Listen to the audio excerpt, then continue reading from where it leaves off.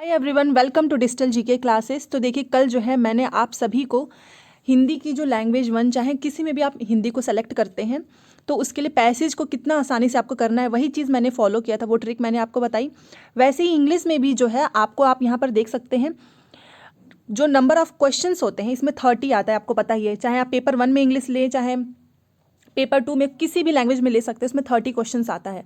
अब बहुत से लोगों को इंग्लिश से डर लगता है, या फिर जिनका इंग्लिश सही नहीं हो पा रहा है, तो आज मैं उनको बताने वाली हूँ। बिकॉज मैंने जो सीटेट में है लैंग्वेज वन में हिंदी रखा था एंड लैंग्वेज टू में इंग्लिश रखा था, क्योंकि मुझे इंग्लिश काफ़ी ईजी लगता है। क्योंकि आपको पता है उसमें 15 नंबर तो फ्री के होते हैं। जो पैसेज होता है, जिन लोगों को इंग्लिश की पेडागोजी नहीं समझ में आ रही है, ग्रामर नहीं समझ में आ रहा, उन लोगों को मैं बताना चाहूँगी कि सीटेट के इतना इजी पेपर नहीं होता है। क्योंकि 15 नंबर का सोचिए, आपको नकल ही करना है। जो पैसेज दिया होता है, आपको कोई दिमाग नहीं लगाना है, आपको अपना पैसेज में से आपको नकल मारना है बस। मतलब क्वेश्चन भी दिया है, आंसर भी दिया है, बस थोड़ी बहुत जो ट्रिक है वो मैं आपको बताऊंगी। और वही चीज़ मैंने फॉलो की थी। कम समय में आपको पैसेज को सॉल्व करना काफ़ी ज़रूरी है, क्योंकि पेपर लेंदी होता है। आप एक क्वेश्चन पे इतना समय ना लगा दे कि बाकी क्वेश्चन छूट जाए। तो 15 क्वेश्चन है जो कि पैसेज वाले होते हैं, वो मैं आपको कराऊंगी। इसके बाद से जो नेक्स्ट जो क्लास होगा उसमें मैं आपको जो पेडागोजी होती है, जो इंग्लिश की कुछ जो चीज़ें कॉमन है, जो बार बार पूछी जाती हैं, वो मैं आपको प्रैक्टिस कराऊंगी। एंड सीडीपी हो गया, ईवीएस हो गया, हिंदी, इनके जो प्रीवियस ईयर क्वेश्चंस हैं वो तो मैं करा ही रही हूँ। आप सभी ज़रूर देखिएगा, क्योंकि सीटेट क्लियर करने के लिए प्रीवियस ईयर क्वेश्चन का जो है क्लियर एकदम सही से करना काफ़ी इंपॉर्टेंट है। और आपका नंबर 110% आएंगे। सीटेट बहुत ज़्यादा ज़रूरी है अगर आप नौकरी करना चाहते हैं, गवर्नमेंट टीचर बनना चाहते हैं। अदरवाइज़ आपको मौका नहीं मिल पाएगा। तो पूरी क्लासेस ध्यान से देखिए। टेलीग्राम का लिंक दिया हुआ है, वहाँ जुड़ जाइए। वहाँ पे बहुत सारे स्टूडेंट्स जुड़े हुए हैं, क्विजेज मैं कराती हूँ, तो आप डिस्कशन भी कर सकते हैं। इंस्टाग्राम पे आप अपनी कोई भी डाउट हो, क्वेरी पूछिए, मैं उसका रिप्लाई जरूर करती हूँ। एंड वीडियो पसंद है तो प्लीज़ लाइक करें, साथ ही शेयर भी कीजिए अपने दोस्तों को। आप लोग शेयर नहीं करते हो, ना लाइक करते हो। बहुत से लोग जो हैं वो देख लेते हैं बट सब्सक्राइब नहीं करते हैं। अगर आप सीटेट क्लियर करना चाहते हैं तो चैनल को सब्सक्राइब कर लीजिए, जुड़े रहिए, लास्ट तक बने रहिए, आपका सीटेट क्लियर जरूर होगा।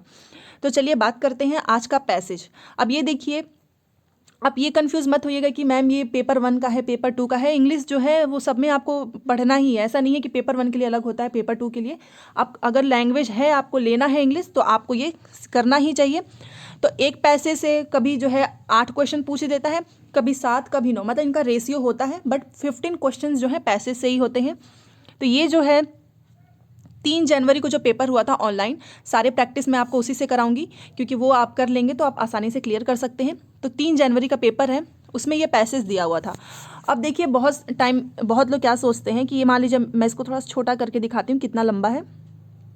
देखिए इतना लंबा है। अब ये देखिए कितना बड़ा है। अगर आप इसको पढ़ने भी जाएं, एक बार तो पढ़ेंगे तो आपको कुछ समझ में नहीं आएगा, फिर आपको दोबारा पढ़ना होगा, फिर 3 बार, तो आधा टाइम यहीं चला गया। फिर एक तो टाइम का रहता है, फ्रस्ट्रेट हो जाता है माइंड। तो इस चक्कर में हम क्या करते हैं, पैसेज गलत कर देते हैं। वो आपको नहीं करना है। आप बस एक बार क्या कीजिएगा, देख लीजिए, हाँ अच्छा ये पैसेज है, तो तुरंत पैसेज मत पढ़िए, सबसे पहले क्वेश्चन पे आइए। यही सबसे अच्छा रूल होता है और आपको यही करना है। मैंने यही किया है। अब देखिए क्वेश्चन में क्या लिखा है कि Swami did not want to go to school because, मतलब स्वामी जो है, अब आपको वहाँ पे हिंदी में ट्रांसलेट नहीं करना, ये मैं आपको समझाने के लिए बता रही हूँ, क्योंकि वहाँ पे आपको क्विक करना है, सब कुछ जल्दी करना है। तो स्वामी जो है वो स्कूल नहीं जाना चाहती है, या चाहता है, ये तो अभी पैराग्राफ से पता चलेगा, बट कोई नाम है, वो नहीं जाना चाहते हैं स्कूल बिकॉज, क्योंकि। इसका रीज़न आपको बताना है। मैं तो क्या करती थी, एक टाइम पे पांचों जो भी दिया रहता था, एक बार उसको ऐसे देख लेती थी कि हाँ अच्छा इस टाइप का पूछ रहा है, मतलब कि पैसेज जब मैं पढ़ूँ तो मेरा दिमाग जो है तुरंत क्लिक कर जाए। तो अगर बहुत से लोग जो है इतने क्वेश्चंस नहीं याद कर सकते हैं, तो आप 2 भी याद कर सकते हैं। दूसरा है कि the school had been in existence for. अब आपको ये भी याद हो गया कि जो स्कूल है वो कब से है। एग्जिस्टेंस का मतलब यही होता है। एक ये चीज़ क्लियर हो गया, और दूसरा कि स्वामी क्यों नहीं जाना चाहता है। अब आप पैसेज पढ़ेंगे, पैसेज जैसे ही पढ़ें, जहाँ ये वर्ड आए आपको तुरंत वहीं पर रुक जाना है, यही करना है। अब पैसेज अगर आप पढ़ें, अगर मैं आपको पढ़ के दिखाऊं, सुनाऊं अच्छे से, देखिए लिखा है, lying in bed Swami realised with a shudder that it was Monday morning. It looked as though only a moment ago it had been the last period on Friday. Already Monday was here. He hoped that an earthquake would reduce the building to dust. अब इसका पूरा meaning मत निकालिएगा, आपको केवल ऐसे ही समझना है, जैसे ये वर्ड आपको वहाँ से पिक करना है। अब इसका हिंदी अनुवाद आप सीखने जाएंगे तो नहीं हो सकता है ऐसे। But that school building had withstood similar prayers for over 100 year now.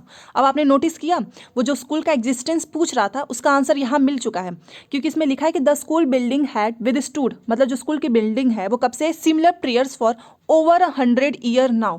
जिसको नहीं पता है ओवर 100 ईयर नाउ का मतलब सेंचुरी जिसे बोलते हैं, तो इसका मतलब अब हम तुरंत जाएंगे ऑप्शन पे, आपको बिल्कुल भी देरी नहीं करनी, तुरंत ऑप्शन पे जाइए। हाँ, ये ऑप्शन है कि the school had been in existence for, तो उसमें लिखा है ओवर 100 ईयर, तो 100 ईयर का मतलब क्या होता है, मोर देन अ सेंचुरी।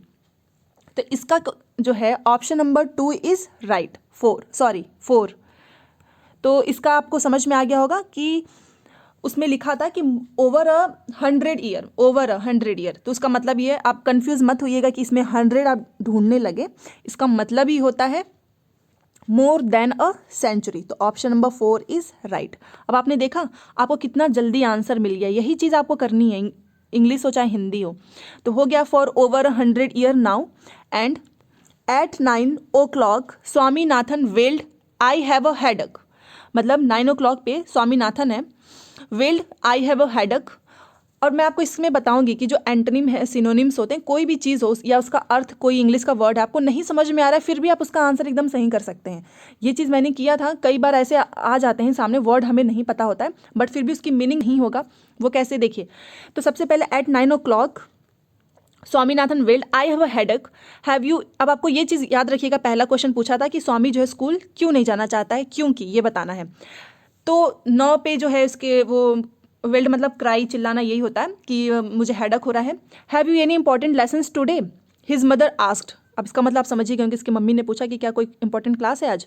इंपॉर्टेंट, अब क्या लिखा है, important that geography teacher has been teaching the same lesson for over year now, मतलब जो उसकी ज्योग्राफी की टीचर है वो एक ही लेसन जो है काफ़ी इस लंबे समय से पढ़ा रही हैं। एंड वी हैव अरिथमेटिक, मतलब कि हमारे पास जो है मैथ के सब्जेक्ट्स, आप समझ ही सकते हैं अरिथमेटिक का मतलब क्या होता है, which means for a whole period we are going to be beaten by the teacher, मतलब कि ज्योग्राफी की जो टीचर हैं वो एक ही लेसन को काफ़ी समय से पढ़ा रहे हैं और हम लोग मैथ वाले स्टूडेंट हैं। इसका मतलब कि आज हमको पूरे पीरियड में जो है वो जो पढ़ाएंगे उसके द्वारा बीटन का मतलब ये नहीं है कि वो हमें मारेंगे, इसका मतलब कि आप पढ़ा के भी मार सकते हो किसी को अगर आपको इंटरेस्ट ना हो।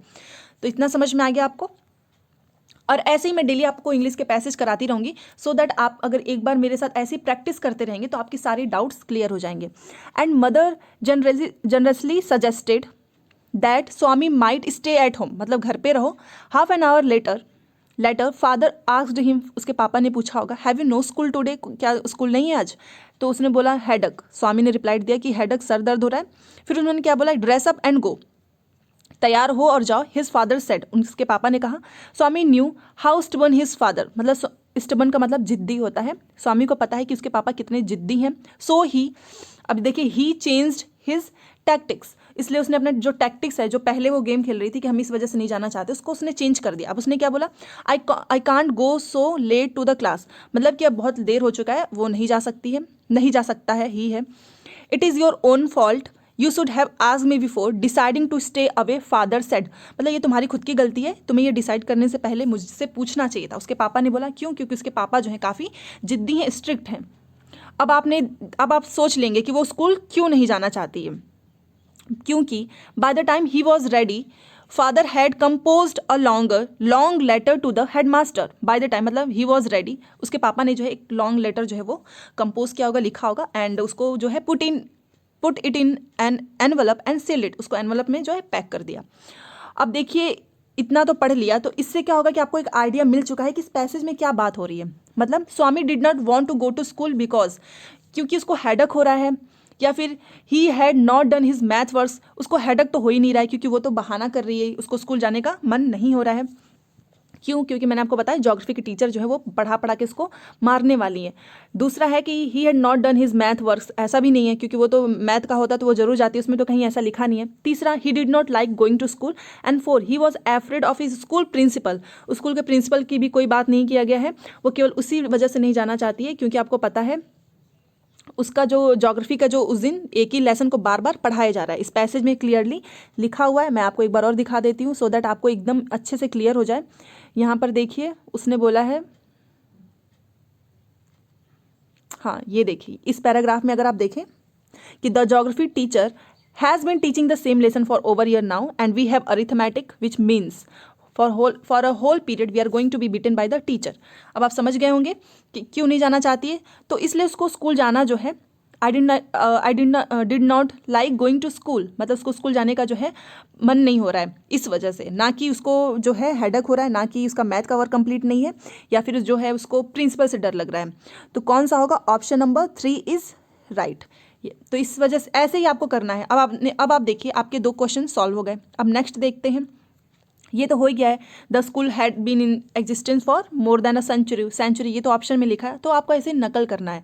अब देखिए तीसरा, ये वाली क्वेश्चन की बात करते हैं। इसमें क्या बोल रहा है, पहले आपको क्वेश्चन पढ़ना है, डायरेक्ट पैसेज पे नहीं जाना है। रीड द फॉलोइंग स्टेटमेंट्स, आपको बताना है इसमें से कौन सा सही है कौन सा गलत है। पहला है कि on his way to his school's red building Swami was very angry with his father, या फिर दूसरा he wanted the school building to be absolutely destroyed and C he was sure that his prayers would be answer. अब ये देखिए, मतलब ये जो तीनों चीज़ है, इसका मतलब आपको पैराग्राफ को थोड़ा सा नीचे पढ़ना ही होगा, तभी जाकर आप ये कर सकते हैं कि इसमें से कौन सा सही है एंड कौन सा गलत है। तो अब हम इसको देखते हैं। हम लोगों ने आधा तो पढ़ ही लिया है, यहाँ तक कि उसके पापा ने, देखिए यहाँ तक पढ़ लिया है। अब आपको पूरा ऊपर नहीं पढ़ना है, पैसेज को बार बार पढ़ के टाइम वेस्ट मत कीजिएगा, एक से ज़्यादा नहीं पढ़ना है। तो अब यहाँ पे लिखा है कि what have you written father, Swaminathan asked apprehensively, मतलब पूछा होगा क्या लिखा है। Nothing for you, give it to your headmaster, मतलब तुम्हारे लिए कुछ नहीं है, अपने हेडमास्टर को दे देना। And go to your class, you must bring acknowledgement from him in the evening. As he approached that the, उसने क्या अप्रोच किया था? The yellow building, he felt the bulge of the letter in his pocket, he felt it like an executioner, for a moment he was angry, मतलब for a moment he was angry, देखिए उसमें angry की बात आई थी, तो इसका मतलब वो सही है। With his father and wonder why he should not filling into the gutter the letter of a man so unreasonable and stubborn। अब आपने इतना पढ़ लिया, आपको अगर इसका अर्थ नहीं समझ में आ रहा, कोई दिक्कत की बात नहीं है, आपको केवल बताना है गलत क्या है सही क्या है। तो एक चीज़ हमें मिल चुका है कि फॉर अ मोमेंट, कि वो एंग्री, और इसमें देखिए बिल्डिंग्स की बात हुई है कि नहीं, हाँ, he approach the yellow building, he felt the bulge, तो यही है। अब आपको इसका आंसर यहीं से मिलना भी था, बिकॉज ये तो लास्ट में ही था। अब देखिए जो 123 है, इसमें जो क्वेश्चन दिया हुआ है कि रीड द फॉलोइंग स्टेटमेंट्स, आपको बताना है इन स्टेटमेंट्स को पहले एक बार पढ़ लीजिए, देन हम पैराग्राफ्स इसको अच्छे से करेंगे, क्योंकि इसमें आपको बताना है कि सही कौन सा है, गलत कैसा है, गलत कौन सा है। इसको करने की एक ट्रिक मैं आपको बताने वाली हूँ। अब ऐसा नहीं कि आप पूरा लाइन टू लाइन मिलाइए वहाँ पर, तब जाकर आप क्लियर कीजिए। अगर आपको गलत वाला मिल गया तो इसका मतलब जो बचा है वो सही होगा, तो ऐसे इसको करना है। तो पहले एक बार पढ़ लेते हैं। On his way to his school's red building Swami was very angry with his father. दूसरा क्या लिखा है कि he wanted the school building to be absolutely destroyed and C he was sure that his prayers would be answered. तो आपको इन तीनों चीज़ को दिमाग में रखना है, और आपको लाइन टू लाइन नहीं मिलाना है। अगर इस टाइप का कुछ आपको लग रहा है कि हाँ वहाँ पे दिया है, और अगर नहीं भी दिया है तो आपको एलिमिनेट भी कर सकते हैं। तो चलिए पैसेज पे चलते हैं। अब देखिए यहाँ तक तो मैंने आपको बता ही दिया था कि ये पैराग्राफ पढ़ाया ही था कि what have you written father, Swaminathan asked जो है apprehensively, and nothing for you, उसने बोला कि nothing for you, give it to your headmaster and go to your class, you must bring acknowledgement from him in the evening. ये चीज़ मैं आपको बता रही हूँ, यहाँ पर आपको बता देती हूँ। उसके बाद अब ये पढ़ते हैं, ही अप्रोच द येलो बिल्डिंग, आपने देखा वहाँ पे रेड बिल्डिंग की बात की गई है और यहाँ पे येलो बिल्डिंग, इसका मतलब वो ऑप्शन ए तो गलत है। And he felt the bulge of the letter in his pocket, he felt it like an executioner, for a moment he was angry with his father and wondered, angry तो है but buildings का देखिए yellow है, वहाँ पे red है, and wonder why he should not filling in the gutter the letter of a man so unreasonable and stubborn।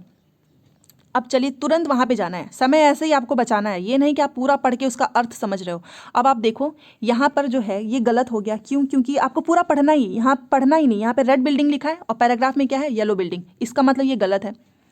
B देखिए, he wanted the school building to be absolutely destroyed, हाँ आपने वो पूरा paragraph पढ़ा तो आपको कुछ तो उसे सेंस लगा होगा कि हाँ इसकी बात किया गया है, ये सही है। बट ये सी देखिए, क्या पूरे पैराग्राफ में ही was sure that his prayers would be answered, कि वो श्योर था कि उसके जो प्रेयर्स हैं, जो भी उसने किया है वो आंसर उसका मिलेगा ही। क्या इसकी प्रेयर्स इस टाइप की कोई बात किया गया? नहीं, उसका फादर तो काफ़ी जिद्दी स्टबर्न है, ऐसी तो कोई बात ही नहीं किया है।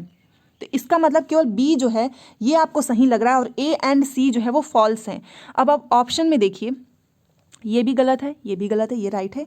तो पहला क्या है कि A and C are false but B is true, तो यही होगा आपका ऑप्शन नंबर 1। ऐसे ही करना है, जो क्वेश्चन आपको अगर लग रहा है कि ये मुझे नहीं समझ में आ रहा है तो आप एलिमिनेट कर दीजिए, सबसे पहले गलत वाले को छाट देंगे तो जो बचेगा वही सही होगा। ऐसे ही करना है, 1 बाय 1 आपको एक एक वर्ड का अगर मीनिंग निकालने बैठ जाएंगे फिर आपको पैसेज का आंसर मिलना काफ़ी डिफिकल्ट हो जाता है। हमको केवल खेलना है वर्ड के ऊपर, आपको वर्ड एक मैच कराना है बस, दैट्स इट। इसके बाद ज़्यादा आपको टाइम वेस्ट नहीं करना है। नेक्स्ट क्वेश्चन, कोई भी डाउट हो कमेंट में लिख दीजिएगा, मैं और अच्छे से एक्सप्लेन कर दूंगी। वीडियो पसंद आ रहा हो तो प्लीज़ लाइक कीजिए। आप लोग वीडियो देख लेते हो बट लाइक नहीं करते हो। मोस्टली लोग जो हैं 80% लोग जो है वीडियो देखते हैं बट वो अभी तक चैनल को भी नहीं सब्सक्राइब किए हैं। ईमानदारी से अगर आप सीटेट क्लियर करना चाहते हैं चैनल से जुड़े रहिए, सब्सक्राइब कर लीजिए, आपको ही फायदा होगा। नेक्स्ट क्वेश्चन देखिए, Swami's relation with his father was, इसका मतलब कि जो स्वामी का रिलेशन है उसके, अब आप समझ गए होंगे कैसा है उसका रिलेशन, क्या है, बहुत कॉर्डियल है, मतलब एक दूसरे के साथ बहुत अच्छा संबंध है, या फिर फियरफुल है, ये तो मुझे बताने की भी जरूरत नहीं है। रिस्पेक्टफुल तो है ही नहीं, अफेक्शनेट भी नहीं है, क्या है, फियरफुल, क्योंकि स्कूल जाने के लिए क्यों रेडी हुआ था वो, बिकॉज डर गया था, इसी वजह से। तो ये होगा ऑप्शन नंबर 2। अब पूरा पैसेज आपने एक बार देखो, एक बार ही पढ़ा बट आप जो है इसके नीचे के सारे आंसर आराम से कर लेंगे। कई बार मैं इसलिए भी बोलती हूँ पूरा पैसेज नहीं पढ़ना चाहिए क्योंकि कुछ क्वेश्चंस तो ऐसे होते हैं जो आपको पैसेज से नहीं, मान लीजिए एक एंटोनिम्स आ गया, सिनोनिम्स आ गया, तो उसमें आप क्यों अपना टाइम वेस्ट करेंगे, इस वजह से। आई होप आपको ये समझ में आ गया होगा। 125 देखिए, रीड द फॉलोइंग सेंटेंस। अब ये भी वही वाला है, गलत और सही छाटिए। पहला है कि Swami was anxious to know what his father had written in the letter. तो यस, ये तो था ही। तो अब आप एक बार सोचिए कि ए अगर ट्रू है तो यस देखते हैं, ए इज़ फॉल्स, तो मैं इसका मतलब ऑप्शन में देखिए ए इसमें गलत बता रहा है तो ये तो होगा नहीं। बहुत A and B are false, ये भी नहीं होगा। तो आपने देखा 2 ऑप्शन आपने ऐसे किनारे कर दिया। अब 2 है कि ए तो ट्रू है या दोनों ट्रू हैं। तो दूसरा देखिए, he thought about destroying the letter, yes, अभी मैंने आपको बोला था, आपने अगर ऊपर देखा होगा कि वो जो गटर जो सेंटेंस था उसका मतलब यही था कि उसने सोचा कि हम इस लेटर को क्या करें, डिस्ट्रॉय कर दें। तो इसका मतलब दोनों जो है वो राइट है। तो option number 4 is right, both A and B are true. Next question 26, 15 question है, पैसेज के पूरे कराऊंगी मैं, पूरा वीडियो देखा कीजिए। He felt it like an executioner. The underlined word is a oblique n. मतलब ये क्या है, ये आपको बताना है। और इसको करने के लिए मैं आपको बता दूं कि आपको हल्का फुल्का भी अगर नॉलेज है, ये नाउन क्या होता है, वर्ब क्या होता है, एडवर्ब, एडजेक्टिव, तो आप आराम से कर लेंगे। एडजेक्टिव का मतलब यही होता है कि जो विशेषता बताएं, नाउन किसी की विशेषता बताएं। नाउन का मतलब कि जो नाम, जगह के नाम हो गया, किसी का नाम हो गया, ये नाउन होता है। तो ये सारे, वर्ब का मतलब पता है, ये जो क्रिया हम करते हैं, एक्टिविटी करते हैं, वो सारी चीज़ें। तो इसमें जो एग्जीक्यूशनर है ये क्या है, ये आपको बताना है। तो ये क्या नाउन है, वर्ब है, एडवर्ब है या एडजेक्टिव है। तो ये एक पोस्ट है, एक नाम है। तो आपको समझ में आ गया होगा कि ये क्या है, नाउन है। और ये काफ़ी इजी होता है, बस आप सोचिए, अगर आपको ना भी समझ में आए तो पैसेज में आपने देखा कि वो एग्जीक्यूशनर ऐसा नहीं है कि वो कोई काम है या किसी की विशेषता बता रहा है, वो खुद एक पोस्ट है, खुद एक नाम है। तो इस वजह से आपको क्या ये क्या है, नाउन है। तो जिसको अगर नाउन नहीं भी आ रहा है अच्छे से, फिर भी आप एक बार सोच लीजिएगा, देख लीजिएगा कि क्या ये किसी की विशेषता बता रहा है। तो एडजेक्टिव तो ऐसे ही कैंसिल हो गया। क्या ये कोई क्रिया है, ये वर्ब भी नहीं होगा, तो क्या होगा, नाउन होगा या फिर एडवर्ब होगा। तो ये आपको पता ही चल गया एग्जीक्यूशनर का मतलब क्या होता है। तो ये क्या होगा, सिंपल सा इसका आंसर है नाउन। नेक्स्ट क्वेश्चन 27, अब देखिए, Swaminathan weld para 1 the underline word means. अब जिसको वेल्ड का मतलब पता होगा तो उसको तो पैराग्राफ पढ़ने की भी कोई ज़रूरत नहीं है। जैसे कि यहाँ पे पहले पैराग्राफ में लिखा है कि एट 9 o'clock स्वामीनाथन वेल्ड। अब जिसको वेल्ड का मतलब पता है वो डायरेक्ट वहाँ से कर सकते हैं, अदरवाइज आपको ये पैराग्राफ से ही करना होगा। तो वेल्ड मतलब वो क्राई किया, तभी तो आई हैव अ हेडेक, मतलब 9 बजे जो है स्वामीनाथन वो वेल्ड चिल्लाया कि आई हैव अ हेडेक। वो और क्यों बोलेगा, वेल्ड का मतलब, और इस सेंस में आप अगर सोचो कि बस आपको मतलब नहीं पता है, तो इस सेंस में भी क्या हो सकता है, यही हो सकता है। अदरवाइज अगर आपको आ रहा है तो आप अपना टाइम बचाइएगा, आपको दोबारा से वहाँ ऊपर आने की ज़रूरत नहीं है, क्योंकि ऐसे बार बार स्क्रॉल करने में भी काफ़ी समय जाता है। तो देखिए, वेल्ड का मतलब क्या है, क्राइड, क्योंकि अगर वहाँ भी ना जाए तो भी अप्रूव्ड की कोई बात ही नहीं है, साउटेड भी नहीं होगा, ग्लोटेड भी नहीं होगा कि वो एकदम ऐसे चिल्लाने लगा, वो क्राई किया कि मुझे बहुत ज़्यादा सर दर्द हो रहा है, बस। और हेडक का मतलब यही हो सकता है, कोई ऐसे चिल्लाएगा तो नहीं अगर हेडक हो रहा है। तो इसका जो है राइट आंसर है ऑप्शन नंबर 1। नेक्स्ट क्वेश्चन 8, देखिए इसमें कितने क्वेश्चन है, आई थिंक 9 है, इससे पूछा गया इस पैराग्राफ से। How stubborn his father, stubborn का मतलब होता है जिद्दी, his father was, the word stubborn here is used as, मतलब जो स्टबर्न है उसका यूज वो किस रूप में यहाँ पर यूज हुआ है, क्या वो वर्ब है, एडवर्ब है, नाउन है या फिर एडजेक्टिव है। अब ये जो मुझे बताने की ज़रूरत नहीं है, जिन लोगों ने थोड़ा भी पढ़ा होगा ग्रामर, थोड़ा इसमें बेसिक चाहिए, ज़्यादा आपको पढ़ना नहीं है, कि ये जो है स्टबर्न है उसका पापा, तो ये स्टबर्न क्या है, एक विशेषता ही तो है। स्टबर्न जो है, अगर आप किसी को बोलते हैं कि वो बहुत लड़ाकू है, बहुत चालाक है, तो ये क्या होता है, ये विशेषता होता है उस आदमी का। तो स्टबर्न क्या है यहाँ पे, एडजेक्टिव है। Option number 4 is right. बस इस वजह से मैं कहती हूँ पूरा पैराग्राफ पढ़ने की जरूरत नहीं है, पहले क्वेश्चन पढ़िए देन आप पैराग्राफ पढ़िए, सो दैट देखिए इसमें तो आपको पैराग्राफ पढ़ने की भी जरूरत नहीं, तो आपका काफ़ी समय बच जाता है। अब ये देखिए, इसका मतलब आपको 7 क्वेश्चन एक पैराग्राफ से था, अब आपका 21 से 8 मतलब 8 क्वेश्चन जो है दूसरे पैराग्राफ से आएगा। 2 ही पैराग्राफ पूछते हैं, चाहे वो हिंदी हो चाहे इंग्लिश हो। ये तो वही वाला है, रिपीट किया है। मैं आपको नेक्स्ट जो इसका पैराग्राफ है वहाँ पे लेके चलती हूँ। आई होप आपको सारी चीज़ें अच्छे से समझ में आई होंगी। कोई भी डाउट हो आप मेरे से पूछिएगा, मैं हर एक चीज़ जो है क्लियर करने की कोशिश करती हूँ जितना हो सके। अब ये देखिए, यहाँ पर देखिए 129 से 35 मतलब टोटल 15 क्वेश्चन अब आपको दूसरे पैराग्राफ से करना है। ये भी मैं आपको बता रही हूँ कैसे करना है। अब अगर मैं आपको इस पैराग्राफ को दिखाना चाहूँ, देखिए ये कितना बड़ा है, ये भी मतलब 4 स्टैंजा 4 पैराग्राफ में दिया हुआ है और काफ़ी लंबा है। जो कुछ लोग तो इसको देख के डर जाएंगे, तो आपको ये काम नहीं करना है। आपको क्या करना है, सबसे पहले क्वेश्चन देखना है। सबसे पहले देखिए लिखा है कि Ravi feels that he can work more efficiently after, मतलब रवि को ऐसा लगता है कि वो ज़्यादा काम कर सकता है इस काम के बाद। अब वो काम कौन सा है ये तो पैराग्राफ से पता चलेगा। एंड दूसरा भी देख लीजिए, रीड द फॉलोइंग स्टेटमेंट्स, मतलब इसमें आपको स्टेटमेंट्स बताना है कि कौन सा उस पैराग्राफ में किसकी बात किया गया है किसकी नहीं। तो चलिए अब हम क्वेश्चंस पढ़ते हैं, पैराग्राफ पढ़ते हैं। सबसे पहले देखिए लिखा है, every morning Ravi gives his brain an extra boost. We are not talking about drinking strong cups of coffee or playing one of those mind, मतलब यहाँ पे ऐसा नहीं है कि अपने काम करने के लिए हम कप कॉफ़ी की बात कर रहे हैं या फिर प्लेइंग कोई games, training video games and advertise all over the media. पहले भी बताई हूँ, अभी भी बता रही हूँ, इसका अर्थ निकालने की कोशिश मत कीजिएगा, इतना समय नहीं है, आप इंग्लिश में इसको समझने की कोशिश कीजिए। I jump on to my stationary bike and cycle for 45 minutes to work, says Ravi. When I get to my desk, my brain is at peak activity for a few hours.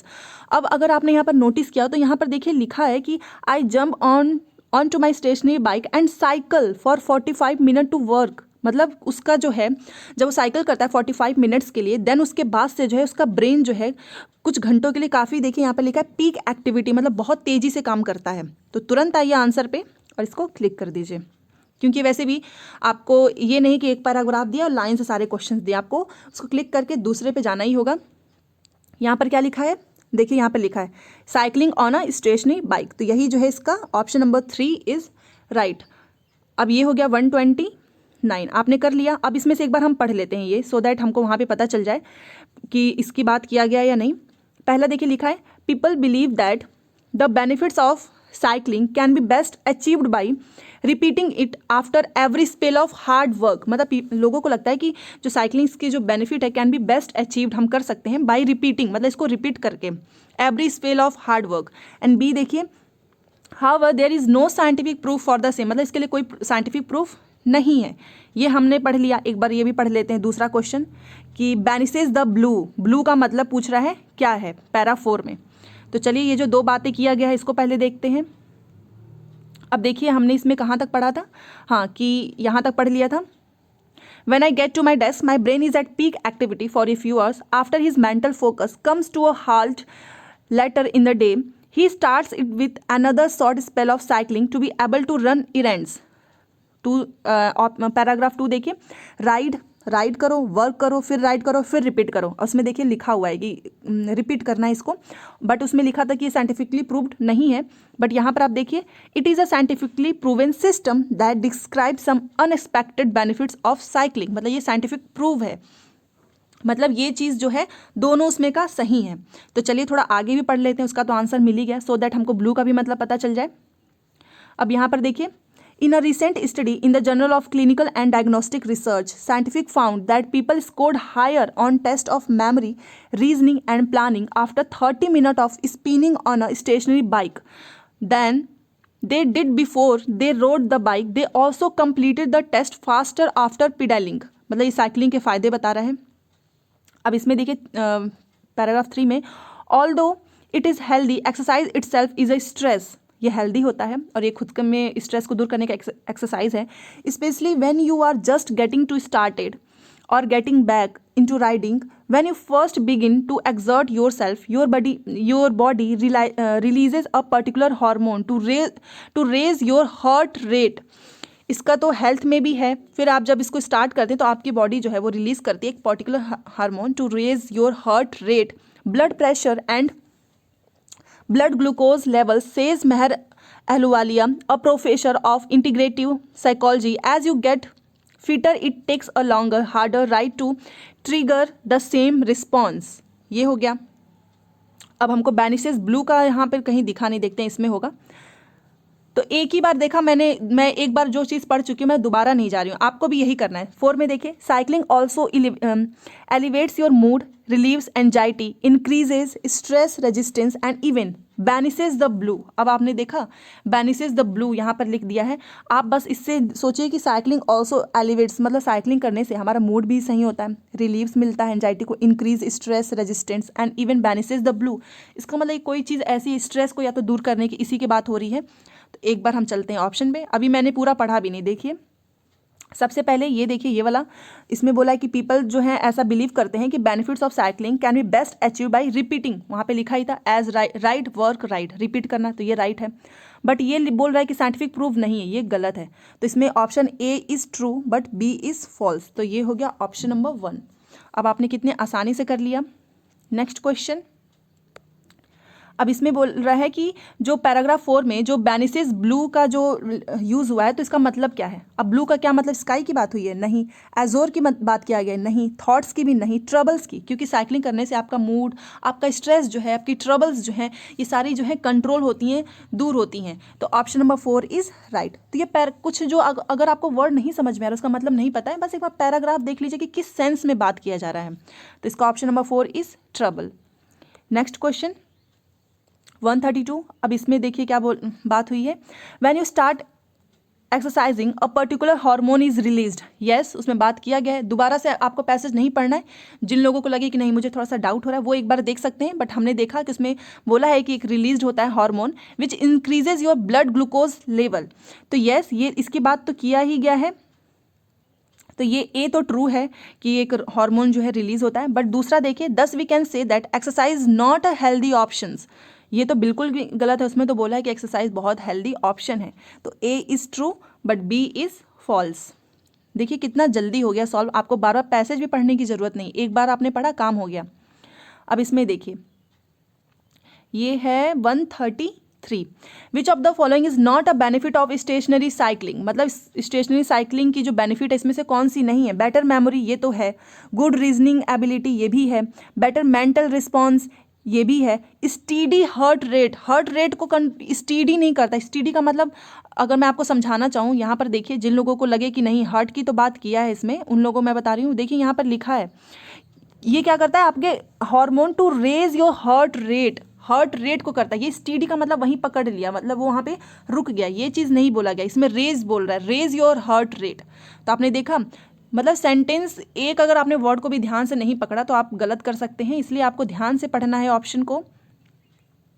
ये देखिए तो किसकी बात नहीं किया गया है, steady नहीं, वो रेज करता है। तो ऑप्शन नंबर 4 इज राइट, इसकी बात नहीं किया है, बाकी इन तीनों। और अगर आपको ना भी लगे तो आपको इतना अगर पता होगा कि इसकी बात है, इसकी है, इसकी है, तो इसका मतलब इसकी कोई बात नहीं की गई। आप ऐसे भी एलिमिनेट कर सकते हैं, बट वो फॉर श्योरिटी मैंने आपको समझाया। And 134 depression in para 4 is used. अब पैरा 4 में जो डिप्रेशन वर्ड यूज़ किया गया वो क्या है, वो वर्ब है, नाउन है, एडवर्ब है या एडजेक्टिव है। अब इसका ऑप्शन तो शायद आप आराम से कर सकें, क्योंकि ये मैंने आपको बताया है कि डिप्रेशन क्या होता है। अब ये डिप्रेशन जो है वो विशेषता नहीं है कि आप इसको सोचें कि एक विशेषता है, ये एडजेक्टिव है, नहीं, ये विशेषता नहीं है। डिप्रेशन जो है किसी बीमारी का, मैंने आपको बताया है नाम, मैंने आपको क्या बताया, नाम में अगर कोई बीमारी है उसका नाम हो गया, या फिर किसी का नाम, किसी जगह का नाम, वो क्या होते हैं? वो नाउन होते हैं। और डिप्रेशन हो गया या फिर एंजाइटी हो गया, ये क्या होते हैं? ये नाउन होते हैं। तो ये थोड़ा बहुत आपको आइडिया करना होगा। और ये पता है कैसे होगा? जब आप मल्टीपल जो है क्वेश्चंस कर लोगे ना, बहुत ज़्यादा प्रैक्टिस कर लोगे, तो ये इतने सारे आप वर्ड्स देख लोगे कि आपका ये नाउन, वर्ब, एडवर्ब आराम से क्लियर हो जाएगा। तो ये होगा नाउन। अब चलिए नेक्स्ट, ये जो है हमारा लास्ट क्वेश्चन है। और देखिए आपके 15 क्वेश्चन हो भी गए, और अगर आप ऐसे करेंगे तो आपका एक भी गलत नहीं होगा। तो जिनको भी इंग्लिश में डर लग रहा होगा, आप इतना मान के चलिए कि पेपर तो आपका नहीं रुकने वाला है, क्योंकि 15 नंबर फ्री के होते हैं, बाकी के 15 नंबर भी काफ़ी ईजी होते हैं। तो आप 20 से 25 तो स्कोर कर ही लोगे। अब ये देखिए, trigger does not mean the same as, trigger की पैरा 3 में बात किया गया है, और जाएं तो इसमें आपका काफ़ी समय वेस्ट होगा। बट फिर भी मैं आपको बता देती हूँ कि ट्रिगर का मतलब अगर आपको नहीं पता है तो आप किस सेंस में इसको ले सकते हैं, वो ऐसे करिएगा। मान लीजिए आप पैराग्राफ पे जाइएगा और जहाँ पे ट्रिगर लिखा है, पैरा 3 भी देखिए यहाँ पे पैरा 3 भी लिखा हुआ है, तो आपका ज़्यादा टाइम वेस्ट नहीं होगा। पैरा 3, तो चले जाइए सीधे पैरा 3 में। ये सारी चीज़ें आपको फॉलो करनी चाहिए। अब यहाँ पर देखिए ट्रिगर, आप एक बार इसको पढ़ लीजिए ताकि इसका सेंस पता चले। As you get fitter it takes a longer harder ride, मतलब आप जितना राइट करते हो, to trigger the same response, मतलब आपको सेम रिस्पॉन्स मिलता है। अब हम सेंटेंस पे चलते हैं कि ट्रिगर में क्या बोला है, वहाँ पे कौन कौन सा वर्ड लिखा है। तो यहाँ पर देखिए ट्रिगर का मतलब स्टार्ट करना नहीं, स्टार्ट करना तो नहीं, ऐसा तो नहीं लिखा है कि स्टार्ट करते हैं, उसमें बोला है कि हार्डर राइट। एक्टिवेट करना मतलब आप कोई चीज़ एक्टिवेट कर रहे हो, ये भी नहीं। या फिर 4 देखिए, सेट ऑफ मतलब बंद कर देना, ये भी नहीं। फ्लैश बैक होता है इसका मतलब, ट्रिगर का मतलब क्या होता है? फ्लैश बैक, मतलब कि आपको बैक में रिस्पॉन्स का मतलब क्या होता है? आप कोई चीज़ करते हो, पढ़ाई कर रहे हो, तो अगर आप मान लीजिए आपको नौकरी मिल गई, सीटेट क्लियर हो गया, तो आपको उस चीज़ का रिस्पॉन्स मिला है। वैसे ही ट्रिगर का मतलब कि हार्डर राइट, देन आपको रिस्पॉन्स मिलेगा कि आप जो है बहुत ज़्यादा फिट रहेंगे। तो यही चीज़ है ट्रिगर का मतलब, आपको मैंने उस हिसाब से भी बता दिया, एंड इसका मीनिंग भी यही होता है, फ्लैश बैक। आई होप आपको समझ में आया होगा।